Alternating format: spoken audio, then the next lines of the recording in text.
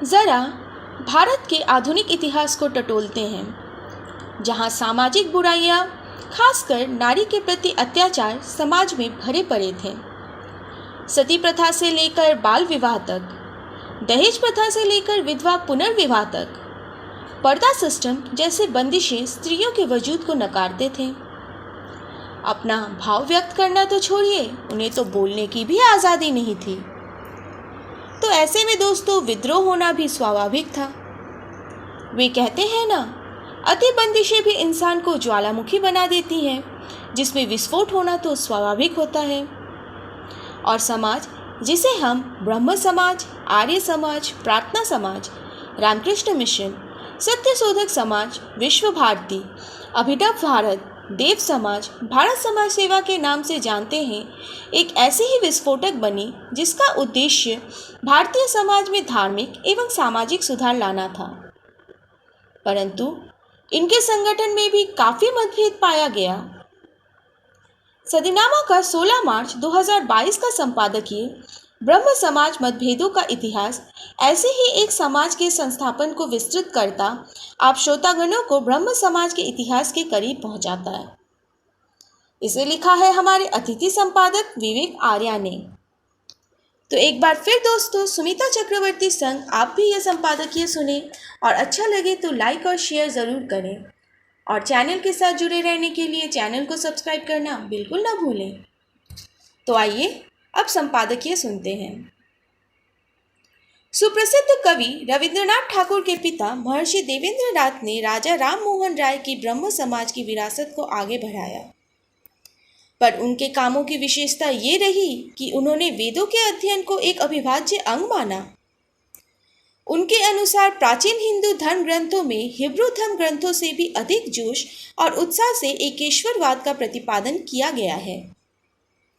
हिंदू धर्म के अहम ब्रह्मस्मि वचन से ही सहमत नहीं थे, जिसमें यह प्रतिपादित किया गया है कि मानव की आत्मा ईश्वर में विलीन हो जाती है।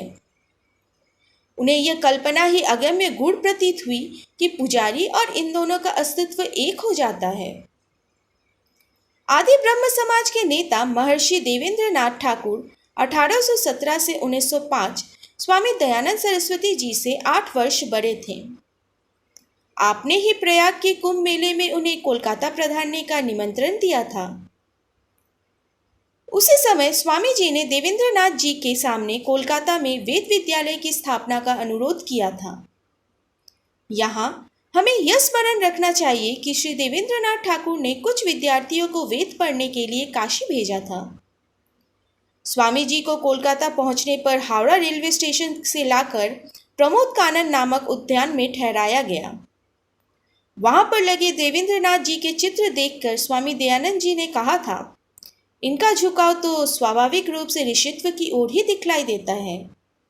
वैसे वे 9 पुत्रों और 5 पुत्रियों समेत कुल 14 संतानों के जनक थे।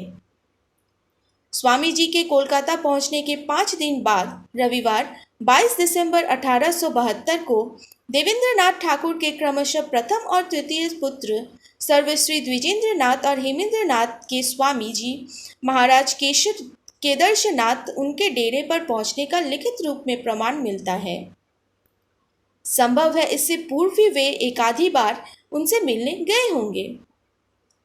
पंडित लेखाराम के अनुसार धर्म चर्चा के अवसर पर द्विजेंद्रनाथ ठाकुर हमेशा दयानंद जी का ही पक्ष लिया करते थे।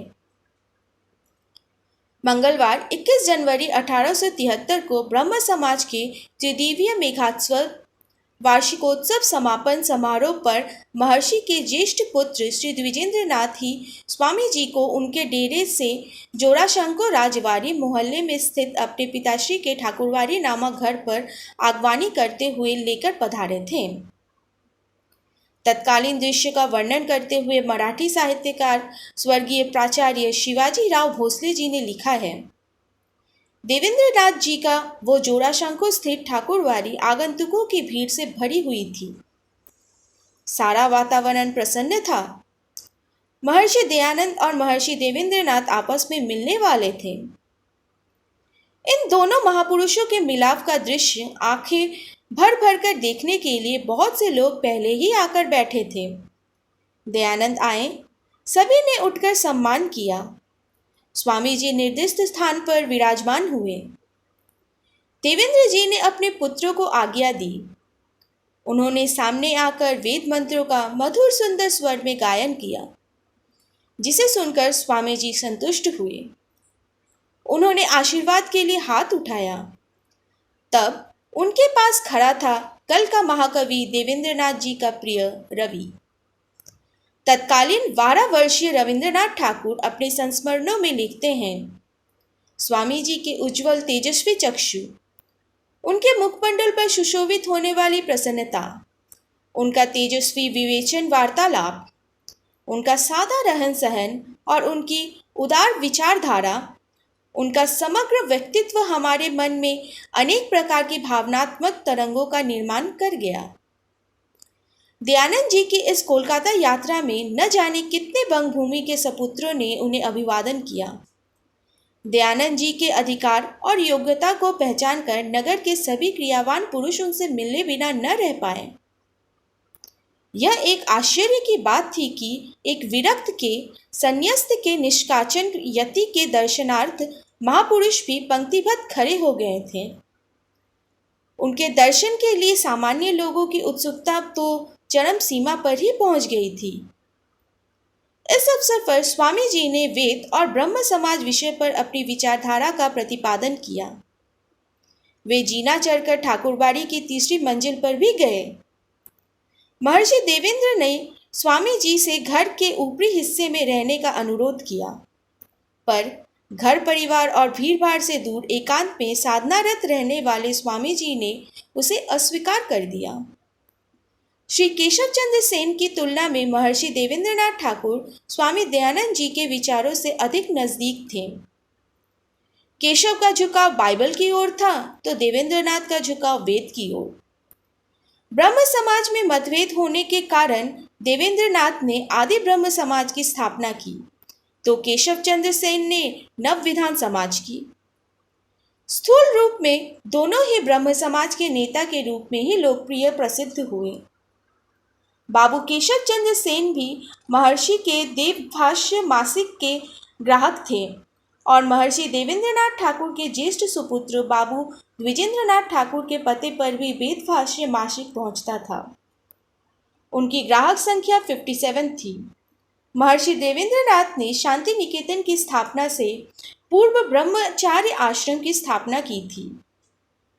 दीनबंधु शास्त्री के अनुसार शांति निकेतन में प्रति रविवार आर्य विद्वान हवन करवाने की भी जाते थे।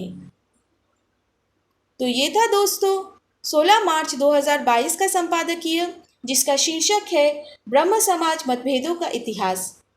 कल फिर मिलेंगे किसी नए विषय पर अगले संपादकीय के साथ। तब तक के लिए स्वस्थ रहें, सुरक्षित रहें। नमस्कार।